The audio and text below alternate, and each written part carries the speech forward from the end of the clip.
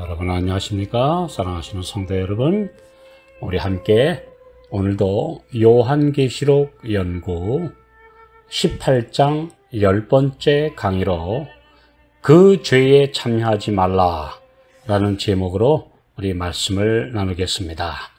요한계시록 18장 4절, 또 내가 들으니 하늘로서 다른 음성이 나서 가로되 내 백성아 거기서 나와 그의 죄에 참여하지 말고 그의 받을 재앙들을 받지 말라. 바벨론의 죄악에 동참하지 말라는 하늘의 간곡한 음성이 모든 사람들에게 울리는 시대입니다. 이 참여라는 단어는 동참하다 또는 교제하다라는 의미입니다. 주범은 아닐지라도 공범이 되어서도 안 되며 또 그 안에 함께 있으면 결국 닮기 마련입니다. 시편 1편 1절 2절, 복 있는 사람은 악인의 꾀를 따르지 아니하며 죄인의 길에 서지 아니하며 오만한 자의 자리에 앉지 아니하고 오직 여호와의 율법을 즐거워하여 그 율법을 주야로 묵상하는 자로다. 그 꾀를 따르며 그 길에 서며 그 자리에 앉는다. 이 세 표현은 악한 삶이 변해가는 모습을 점층적인 순서로 묘사합니다. 첫째, 세상적인 관습들을 따르므로 하나님의 뜻에 조화되지 않는 삶을 사는 사람들의 일반적인 삶의 방향을 따라가는 것. 두 번째로는 죄의 매력에 사로잡혀 있는 자들과 교제를 나누기 위해 멈추어 서서 유혹과 장난을 치는 것. 세 번째, 확고히 죄인 집단의 일원이 되어 자신에게 주어진 빚조차도 무시하는 것. 이렇게 해서 결국 악인이 되는 과정을 말하고 있습니다. 에베소서 5장 11절, 너희는 열매 없는 어두움의 일에 참여하지 말고 도리어 책망하라. 아직 타락한 교회들 안에는 마음이 깨끗하고 순수한 신자들이 많이 있습니다. 그런 귀한 분들이 종교 다원주의와 종교 통합에 그 교회들과 함께 멋모르고 휩쓸리지 않도록 간곡하게 호소하시는 예수님의 말씀입니다. 진리를 내버리고 음료에 미혹시키는 거짓 교리를 받아들여 함께 음료가 되는 그 교회들과 과감하게 결별하라고 강하게 촉구하십니다. 아모스 2장 4절, 여호와께서 가라사대 유다의 서너 가지 죄로 인하여 내가 그 벌을 돌이키지 아니하리니 이는 저희가 여호와의 율법을 멸시하며 그 율례를 지키지 아니하고 그 열조에 따라가던 거짓 것에 미혹하였습니다. 이 세상 열방은 도덕적 타락으로 심판을 받게 되지만 하나님의 말씀을 듣고 그 원칙을 알고 있는 그리스도인들에게 하나님께서 요구하시는 표준은 더 높고 더 중차대합니다. 그것은 참이냐 거짓이냐라는 진리의 깃발을 바르게 드러내는 것입니다. 어둠 속에 헤매는 불쌍한 영혼들에게 구원의 참도리를 알려주어야 하는 책임입니다.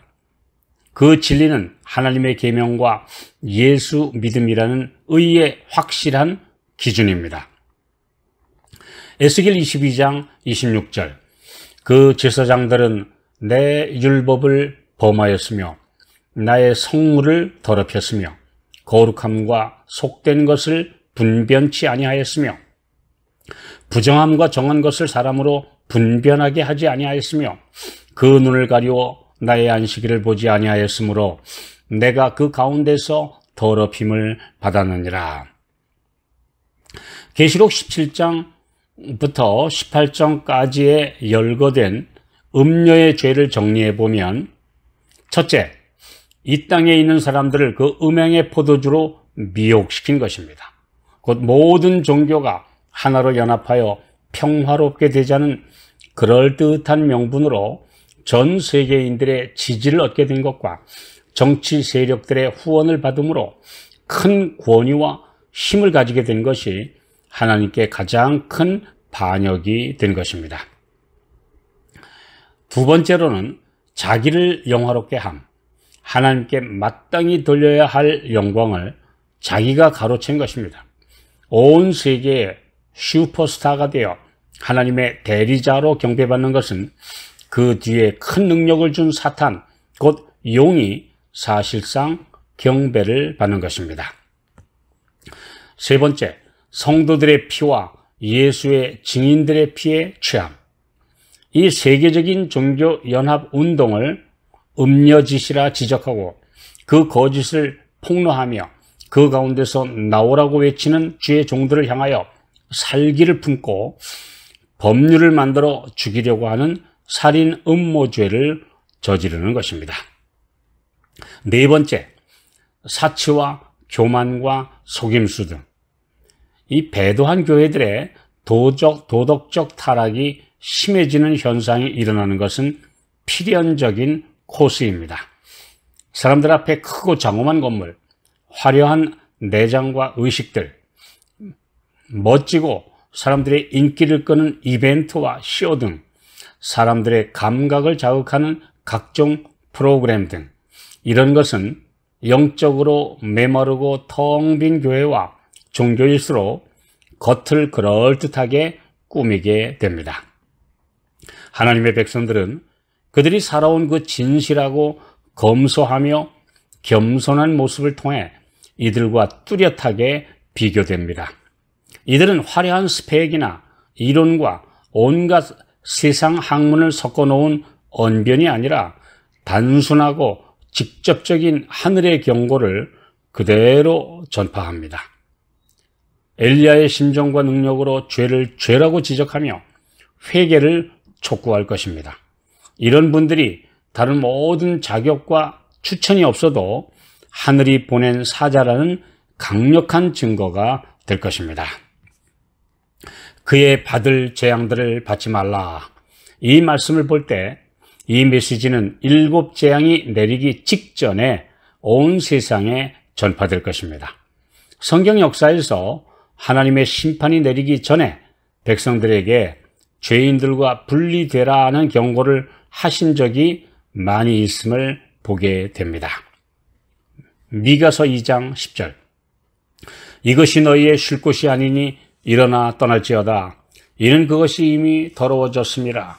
그런즉 반드시 멸하리니 그 멸망이 크리라. 소돔과 고모라의 영원한 심판을 내리시기 전 그 안에 있던 롯의 가족을 불러내셨던 것처럼 주님께서 사랑하시는 귀한 영혼들을 타락한 교회들에서 불러내시는 최후의 경고가 발해지려는 시기에 오늘 우리가 살고 있음을 깨달아야 할 때입니다.